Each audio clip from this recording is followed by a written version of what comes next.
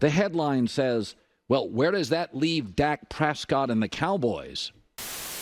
I don't know. Those are two different conversations. Because Jared Goff's a much better quarterback than Dak Prescott. Jared Goff's been to a Super Bowl and to 2 NFC championships. Same conference. How about them Cowboys? Angry Cowboys Fan, are you down to ride? Angry Cowboys Fan, are you down to ride? Drop a like on the video, go ahead and subscribe.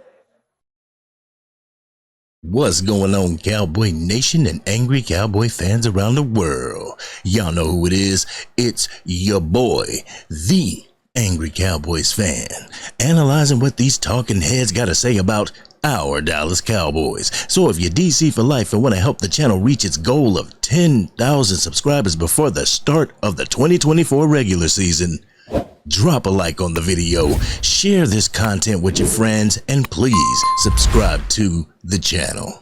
On today's episode of First Things First, Nick Wright, Chris Broussard, Kevin Wiles, and official new guy Danny Parkins discussed the comments that Colin Cowherd spoke on his show, The Herd on FS1, the clip that aired at the beginning of my video. So we're going to take a listen to what they had to say, and then you know what we're going to do, Angry Cowboys fans? We're going to come back and unpack my raw and uncut. So, Angry Cowboys fans, let's go ahead and take a listen to Nick Wright.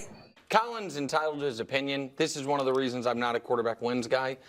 En route to that Super Bowl, Jared Goff was brutal in every game.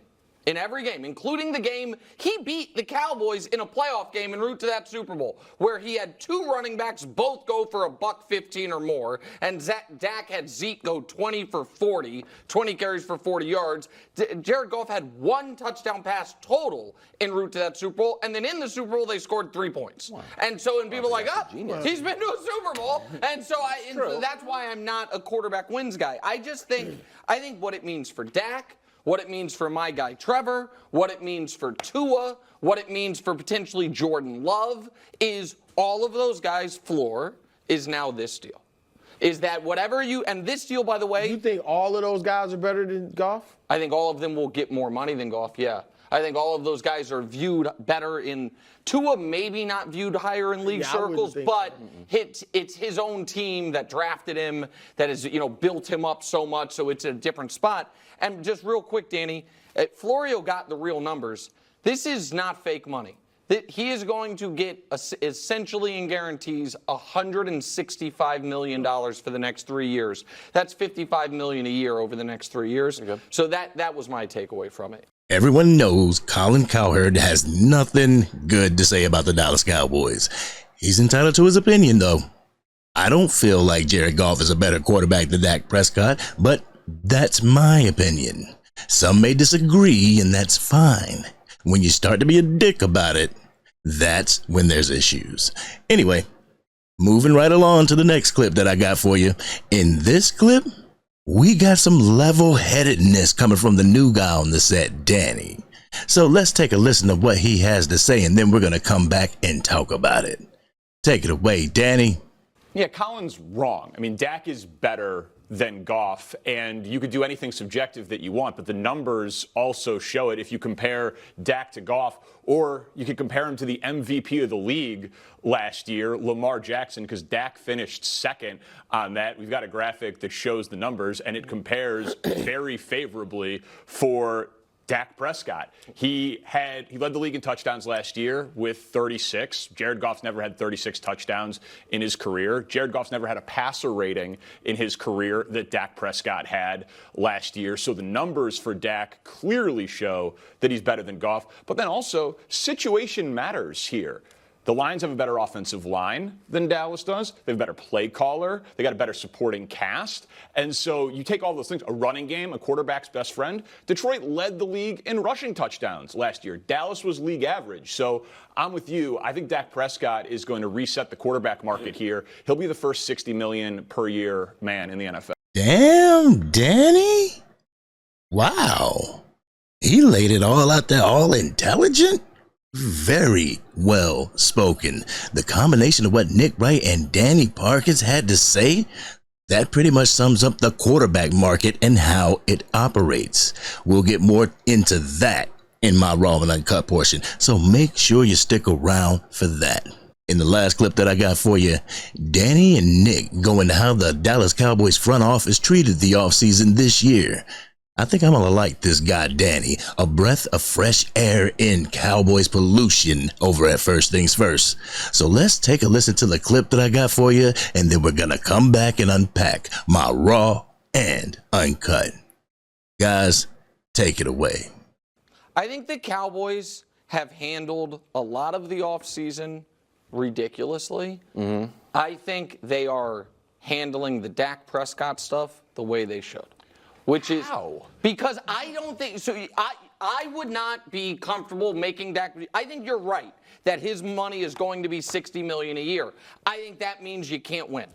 I think that if you. But I mean, he's 30 and Goff's 29. They're 15 months apart in age. I mean, you're getting. He's still in his quarterback prime. That's why the offseason was indefensible for Dallas. They weren't able to do anything. They weren't proactive with Dak's contract. They weren't proactive with CeeDee Lamb's contract. So their big addition is Zeke Elliott. So I agree that their offseason was. It was, especially when it comes to CeeDee Lamb, was indefensible. Jerry thinking they drafted a running back, so he talked about him, and he's like, hey, we haven't drafted him yet, and then they weren't able to. All that's bad. But I think that they are recognizing with Dak that he might be gone. Yes, sir. I think I'm going to like this guy, Danny. I like his pushback. I like the fact that he will question any type of narrative that they throw back to him and back up what he says with fact. Where did you find this guy? Danny, don't allow them to corrupt you. Stick to what you do now and you'll be just fine. Y'all ready for my Raw and Uncut? Y'all ready? Let's get it. There you go, Jerry Jones. A leaf has fallen. The first piece to this contract conundrum with Dak Prescott. I figured this was the leaf that they needed to see fall.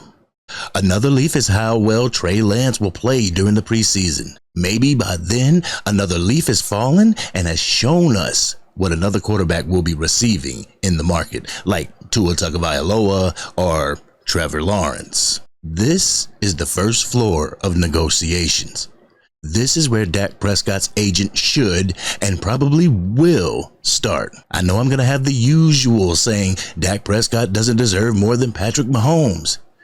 Do you people see it now? It doesn't matter where your team got in the playoffs. It doesn't matter how far you got in the playoffs when it's your time to get paid. It definitely helps, but it's not the end-all be-all. Kirk Cousins just got a big bag, and now Jared Goff himself got a payday. Dak Prescott happens to be the next in line to get his money, Cowboys Nation. The Jared Goff contract signing almost gives Jerry Jones some ammunition against Dak Prescott. He can use Jared Goff's contract and say, this is what an NFC championship appearing quarterback is getting paid. This is what a quarterback gets who's been to a Super Bowl. Jared Goff has been a Pro Bowler too, Dak. The only thing that separates y'all is that you were second team All-Pro and second in MVP voting. But Jared Goff has been to an NFC championship twice and a Super Bowl once. You get us there and I'll happily pay you whatever you want, but I can't pay you much more than what Jared Goff got this time. This Jared Goff contract was an important piece to the puzzle of Jerry and Stephen Jones. The other quarterbacks coming up for an extension are Tua Tagovailoa, Trevor Lawrence, Jordan Love. I don't think these contracts are going to be resolved in the near future. It looks like you would look at it this way. Would you want to reset the market with a quarterback that was really good his first year under center? That's the Packers. The Jags have been having an issue with Trevor Lawrence's contract for a minute, and I don't know if Miami's ready to go with Tua Tagovailoa or Tua's agent is not ready to go with Miami and he's waiting for more leaves fall like Jerry Jones. All I know, the game of cat and mouse is getting old. It seems super counterproductive to what we're trying to do as a team, And that's when the Super Bowl, the quarterback market goes up, just like the salary cap does. The way some Cowboys fans explain it, it's like Jared Goff must be better than Patrick Mahomes because he's getting paid more. That's not the case. If you have a legitimate argument as to why you should be the highest paid in the NFL and it convinces the organization you play for, bam, you are now the highest paid. Dak Prescott can make an argument as to why he deserves $60 million a year, and it would be a compelling argument.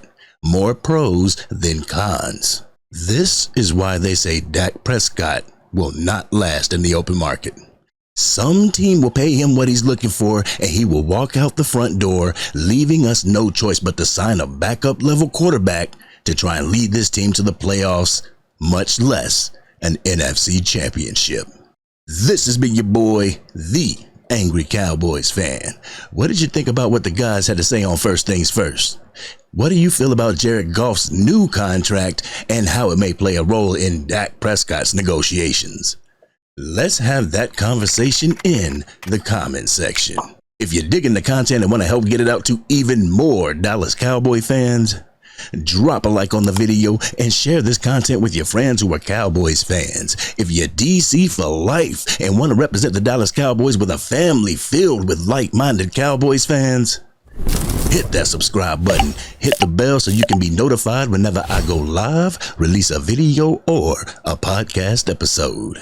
If you allow a franchise quarterback to hit the end of his contract and not have a plan in sight, you are not setting your organization up for success.